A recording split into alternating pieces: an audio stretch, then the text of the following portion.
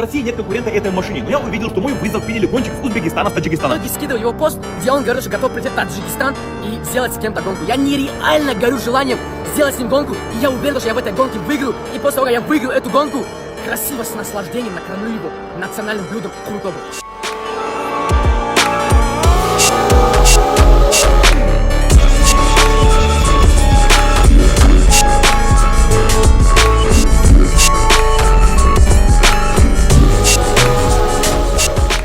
Чемпион в этой индустрии уже понятен, это я. И если кто-то готов мне дать конкуренцию в гонке, то я готов принять ваши вызовы. Я кидаю вызов всем странам СНГ. Узбекистан, Таджикистан.